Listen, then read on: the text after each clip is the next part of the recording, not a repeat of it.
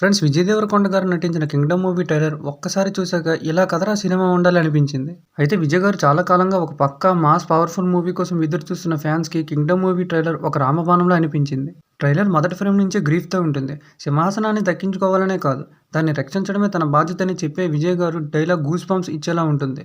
ఈసారి ఆయన క్యారెక్టర్ పూర్తిగా రగిలిపోతున్న యాక్షన్ మాస్ క్యారెక్టర్. రాజ్యాల కోసం జరిగే పొలిటికల్ వార్, కుటుంబ బంధాలు, లోపల కుట్రలు అన్నీ ట్రైలర్‌లో బలంగా చూపించారని చెప్పొచ్చు.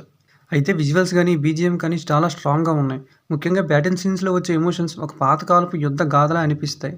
డైరెక్టర్ 'కింగ్డమ్' మూవీని సినిమాటిక్‌గా కాదు, ఎమోషనల్‌గా ప్రెజెంట్ చేయడానికి చాలా కేర్ తీసుకున్నట్టు స్పష్టంగా తెలుస్తుంది. విజయ్ దేవరకొండ గారి ట్రాన్స్‌ఫర్మేషన్ చూసి అసలు ఇది ఆయనేనా అనిపించేంతగా ఫిజికల్‌గా గానీ, పెర్ఫార్మెన్స్‌గా కానీ వేరే లెవెల్‌కి వెళ్ళిపోయారు. ఆయన డైలాగ్ డెలివరీ, తన కళ్ళల్లో కనిపించే ఇంటెన్స్ యాటిట్యూడ్ ట్రైలర్ మొత్తానికి స్పెషల్ హైలైట్‌గా నిలిచింది. హీరోయిన్ క్యారెక్టర్ చాలా రిచ్‌గా చూపించారు, కానీ ఇంకా ఎమోషనల్ డెప్త్ ఎలాగుందో సినిమా చూసే వరకు తెలీదు. విలన్ క్యారెక్టర్ కూడా చాలా బలంగా చూపించారని చెప్పాలి.